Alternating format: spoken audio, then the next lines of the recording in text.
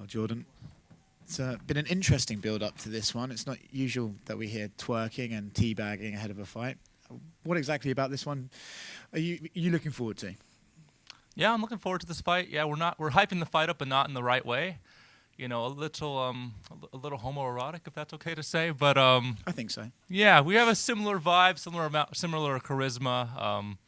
Yeah, you know, I like him, and I think it's to be an interesting fight. When you said the quote about I'm going to twerk on him and start a riot, did you anticipate it was going to get quite such a reaction?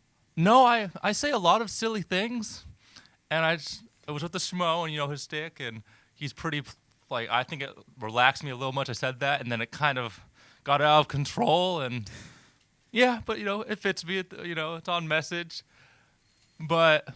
Yeah, I've talked about twerking a lot in the past few months, a lot more than I thought I ever would, so that's kind of cool. Have you had to work on it to make sure it's up to standard? I've had to. I've been on several other fighters, like their vlogs, showing them how to twerk, so, I've become quite the teacher. Yes. I do think, if I do say so myself, so, yeah, it's a twerking camp for sure. Good stuff. Twerking aside, when you look at the fight itself, what have you made of Paddy Pimblett in the UFC, and how do you think you stack up against him?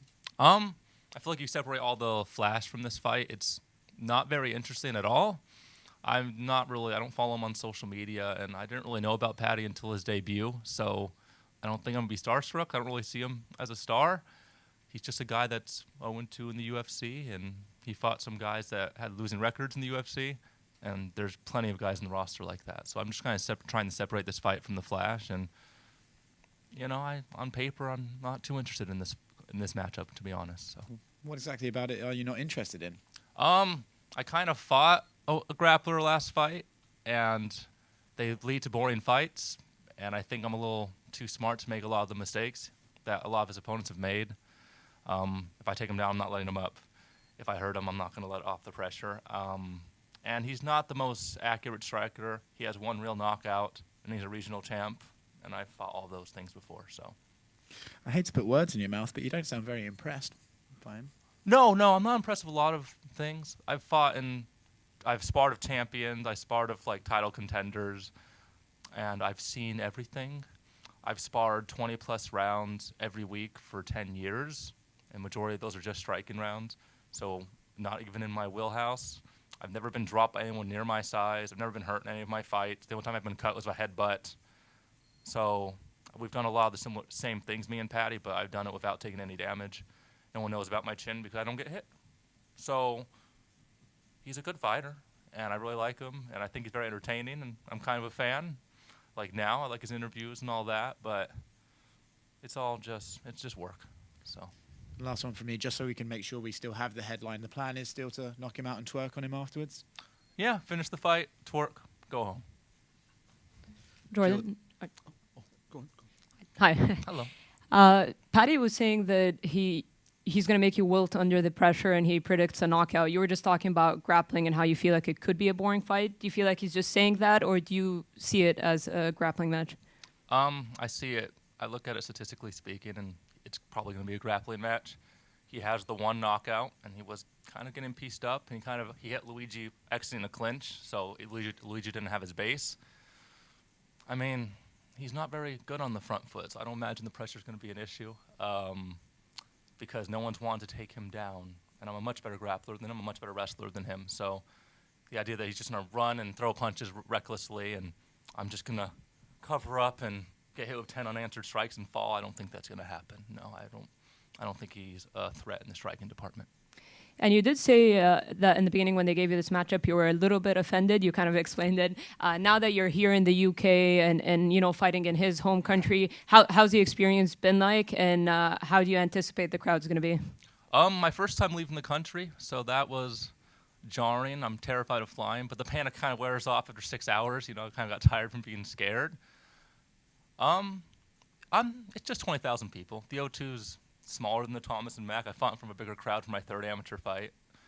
And I've dealt with a lot of drunk people. It's just 9 p.m., so how drunk can they be? They'll have to show me. But I'm not too worried about it. Social media, followers, hometown, that doesn't matter. It's all white noise, a placebo effect. I get to decide if it affects me. But there are perks, right? I mean, the fact that he's being pumped up and he's here in his home crowd. Do you imagine, or do you allow yourself to think about, stealing all that momentum away from him with a win here? I mean, when I separate from the Flash, he doesn't really have momentum. He beat two guys who aren't even on the roster anymore. So, in terms of actually where my place is in this division before and after this fight, it's absolutely no different. And I mean, social media followers are cool. I'll gain a lot more after I win, but that doesn't matter to me. I've never cared about that stuff. All right, thank you. Jordan. Yes. Hiya. You talk about you fought in front of a big crowd before. Pretty much everybody in that arena is going to be cheering for the guy in the opposite corner to you. How do you mentally prepare for not just the fight, but for the atmosphere that you're going to walk into? Just when you come out of the tunnel into the arena on fight night, the wall of noise that's going to greet you is going to be something unlike anything you've experienced so far in your UFC career. So how are you mentally preparing for that? A lot of my teammates have been booing while I've been sparring. So if those you love can boo you and you could kind of drown it out, imagine those I don't even know or will never know. I don't imagine it's going to bug me. Plus, boos have a nice, powerful sound. I think it's kind of going to pump me up. I'm kind of excited for the experience. I'll never get it again after this fight. So, you said it might not be that interesting a fight because you both have a strong sort of grappling base, but quite often from watching fights in the past, when you get two grapplers going head-to-head in the cage, it can sometimes turn into a striking matchup. So break it down for us as a striking matchup based on what you know of Paddy. Paddy's already said he's going to knock you out inside the first 2 minutes. He said that in an interview yesterday. So give us your take on that and how you stylistically break it down from a striking perspective. Striking perspective is like the open stance, southpaw versus orthodox thing. Can't really throw combos and blitz as well from a mirrored stance.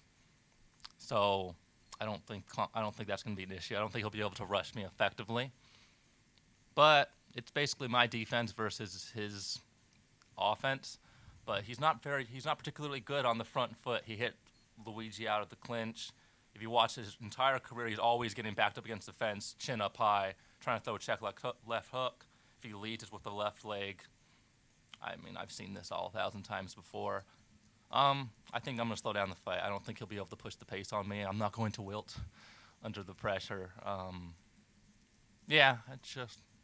He's just a left-handed fighter. He just fights all left side, and I could avoid that. I'll walk away from it. And last one from me. In terms of the routes to victory, obviously there's many ways to win a fight. What's the most likely path to victory for you on Saturday? I think as long as I have appropriate pressure, patience, and positioning, this fight will be pretty easy. I just got to stay on my toes, stay disciplined, and it should be a walk in the park. Jordan, just down to the right here. How are you doing? How was the flight over? It was long, but not as bad as the jet lag. I'm still kind of recovering from that. A little tired. I'd be going to sleep about 2 hours ago, so trying to get ahead of that's been kind of difficult, but the flight wasn't too bad. The big plane was actually a lot easier than flying to just Texas or Utah. So flight not too bad. Jet lag, weight cut, we'll see. I spoke to you a month ago, and you said the thing that makes you the most nervous about this fight is everything other than the fight, the build-up, all the attention. Is that still the feelings, a few days out now? Yeah. I'm always more worried about things I can't control because fight night, I'm either going to win to be a good memory or you get knocked out and it's no memory. So it's it's either nothing or it's good. So I'm not ever really worried about fight night. I've never really been hurt before. Maybe that's why I've never worried. But, all the other stuff is more exhausting than the fight. It's just 15 minutes, and anyone could be brave for 15 minutes. So. And you spoke there about, the world champions you've trained with and sparred, etc. So far in your UFC career, would you say that Paddy's your toughest opponent or not? No, I don't think he's my toughest opponent. I think Trey would have worked him, honestly. He's good on the ground, but also he fought in a region where no one's a strong grappler. Every time anyone's ever grappled him first, he loses. Every time someone takes him past the first round, he almost loses. The people that beat him who are in the UFC have a losing record. The other guy who beat him is in the Bellator, almost lost to a journeyman. I think, you look at the people I've lost, the person I've lost to, look at the people he's lost to, no comparison whatsoever. So, yeah. And when the UFC came to you, you told me that you didn't want to come and fight in July. You thought you were going to fight in November, and you certainly didn't want to come to London. Now that you're here, is it obviously an experience that you think, you know, I'm glad that I did take that opportunity? Oh no, I'm never traveling again. You know, next time I'm booked for a show, if I can't bring my wife and my baby, not going. Miss my family. Yeah, beautiful town. You know, nice environment. But yeah, I definitely prefer to fight the Apex. You know, be 10 minutes away from home. But I'm glad I got this off my bucket list. I think London's the perfect place to kind of travel and see. I'm just a boy from Las Vegas. I've kind of had a very diverse upbringing. I've seen a lot of people from a lot of different cultures, so traveling's never really interested me. But this has been nice. Not too much of a culture shock. Thank you. You just mentioned there about being away from your family. You know, how do you feel mentally going into this fight? You know, being away from home, being away from your normal comforts. It's mostly just tedious. I miss my baby. She's 18 months, so every day they're doing something new. You know, like yesterday, she took off her own shirt for the first time. She didn't like it, and I miss that. So that kind of bummed me out a little bit. But I'll see her in 4 days. And there's a bunch of firsts. Yeah, and have you managed to cross paths with Paddy yet? No, I haven't. I haven't seen him. I crossed paths with Molly, and I was like, "Why is she so weird?" I'm like, "Oh, that's why she's so weird. They're best friends." But yeah, I mean, I haven't seen him yet. I guess I'll be seeing him in a few hours, hopefully. So. Yeah, so you will be facing off with him, you know, later on. What are you going to be expecting from him?